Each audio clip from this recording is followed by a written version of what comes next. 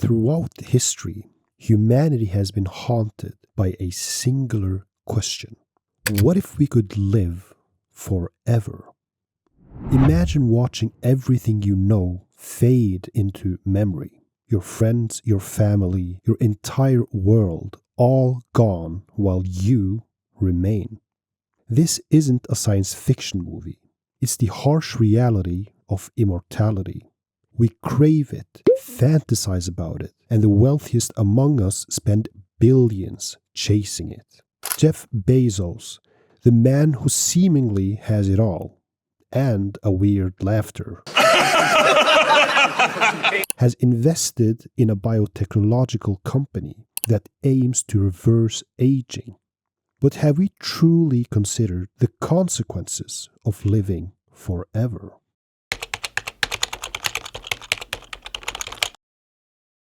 From the first moment humans became aware of their mortality, we fought against it. Ancient Egyptians believed their sophisticated tombs and mummification rituals would ensure eternal life. Meanwhile, medieval alchemists wasted lifetimes seeking the elixir of life, convinced immortality was hidden in secret formulas. In the movie Pirates of the Caribbean, on Stranger Tides, the powerful pirate, Blackbeard, is ready to sacrifice his own daughter in exchange for the fountain of youth. Today, we've traded myths for science. Silicon Valley billionaires like Peter Thiel and Larry Ellison pour millions into anti-aging research, convinced that death is just a technical problem waiting to be solved. One company even offers young blood transfusions, claiming it rejuvenates aging bodies. But for all our technological advancements, a question still remains. Is immortality worth the cost? Let's go back in time to the myth of Tithonus, a mortal granted immortality by the gods, but cursed with unending old age. Unable to die, yet trapped in a decaying body, he begged for death in the end. This story isn't just an ancient warning, though. It's a glimpse into the unintended consequences of eternal life. Fast forward to the 20th century, Jeanne Calment, a Frenchwoman who holds the record for the longest confirmed human lifespan, reached 122 years. Her extraordinary longevity sounds like a blessing, but it came with profound loneliness. She outlived her husband, daughter, and even her grandson. By the time she entered her final decades, she was surrounded by a world that no longer resembled the one she was born into. It's as if her life became a museum piece, fascinating for others to observe, but isolating to live through. For those who know me by now, I'm not going to talk about this without touching on the sociological aspects. On a societal level, consider the world's resources. Overpopulation is already straining our planet. Understandably so, because, let's be honest, these cars are simply amazing to drive. And immortality would amplify that crisis. Think of cities packed beyond capacity. Just imagine the housing prices. People can barely afford to rent a small apartment in big cities today, let alone buying one. Or what about freshwater supplies drying up? It's easy to imagine that large-scale wars over food and water would take place more often. I mean, humanity has already shown that they are ready to wage war for reasons that are way less important than biological necessities like thirst and hunger. Even in fiction, immortality often comes at a steep price. J.R.R. Tolkien's elves were immortal, yet their lives were filled with sorrow, watching friends and loved ones die while they endured. In Mary Shelley's The Mortal Immortal, the protagonist calls immortality a curse too heavy to bear. Writer Jorge Luis Borges explored this in The Immortal. In the story, those who achieve eternal life lose all sense of meaning. Without the urgency of death, even the most profound experiences become mundane. It's the scarcity of time that makes life precious.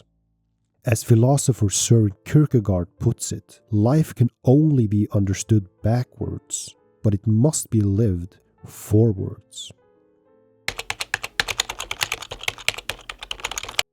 Psychologists who agree with Kierkegaard argue that our awareness of death gives life its urgency and meaning. Imagine a world where deadlines disappear. That's a world where choices lose their weight. You don't need to look far to see echoes of this dilemma in everyday life. Workaholics often justify their grueling schedules as an investment in a better future.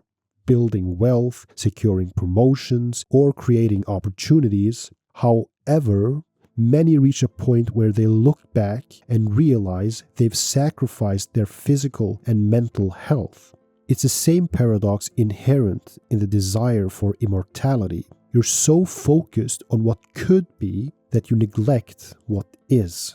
There's a saying, yesterday is history. Tomorrow is a mystery, but today is a gift. That is why it is called the present. The obsession with maintaining youth is another clear parallel. Botox, surgeries, and miracle diets don't just take a financial toll. They often symbolize the fear of aging and, by extension, mortality. Yet, the pursuit can become consuming, leaving people trapped in a cycle of dissatisfaction. They're so busy trying to turn back the clock that they forget to experience the joys of aging gracefully. Even the small, seemingly harmless habits like scrolling on social media illustrates this. People often use these distractions to avoid confronting the passage of time. Instead of pursuing meaningful goals or savoring the moment, they get stuck in a loop that wastes the very resource they're trying to protect: time.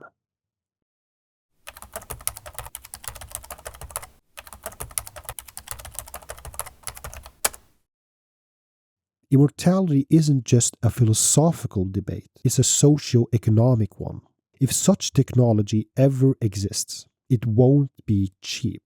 The wealthy already live longer thanks to better healthcare and living conditions. The rich would almost certainly monopolize access to immortality, cementing their power over generations. Immortality wouldn't just disrupt society, it could create an eternal underclass.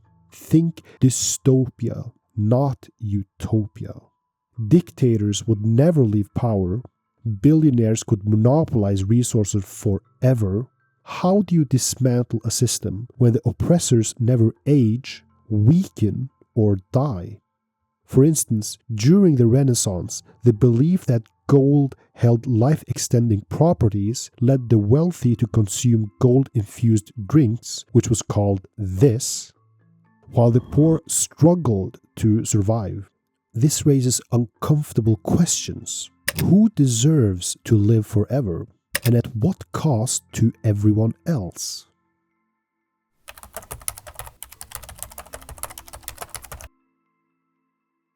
Despite the hype, immortality may remain a dream.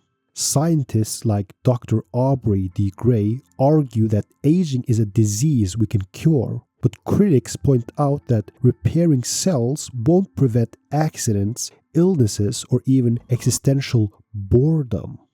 In the 1950s, the discovery of DNA's structure sparked a scientific revolution. Many believed that understanding and manipulating our genetic code would unlock the secrets to eternal youth. The optimism was clear. Scientists imagined curing aging within a few decades. Yet, here we are, over 70 years later, still grappling with the complexity of human genetics.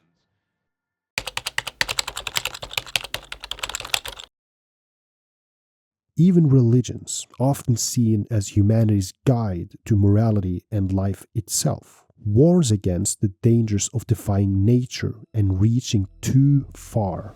In Christianity, the Tower of Babel stands as a profound allegory. The story tells of a unified humanity. Yeah, imagine that. They're all speaking a single language, coming together to build a tower that would reach the heavens, a direct challenge to divine authority. Their ambition wasn't just about height. It was symbolic of humanity's desire to transcend its moral limitation and rival the divine. But God intervened, scattering the people and confounding their language, ensuring they could no longer understand each other. The lesson? Overreaching ambition leads to chaos and downfall. The Tower of Babel warns against our tendency to push boundaries without considering the consequences, a timeless reminder of the dangers of defying the natural order.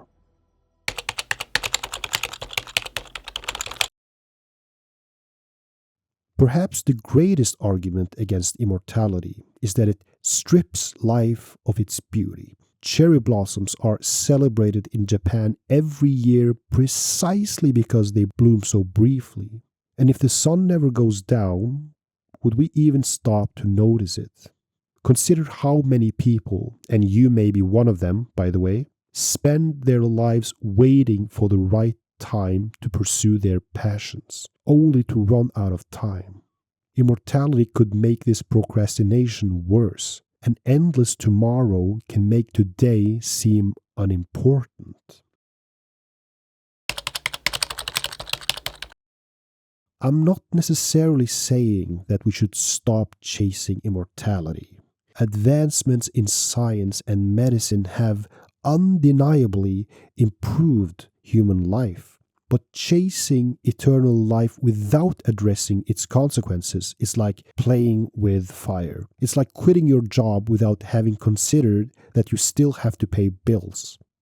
What if instead of fearing death, we embraced it? As Marcus Aurelius once said, it is not death that a man should fear, but he should fear never beginning to live in the first place.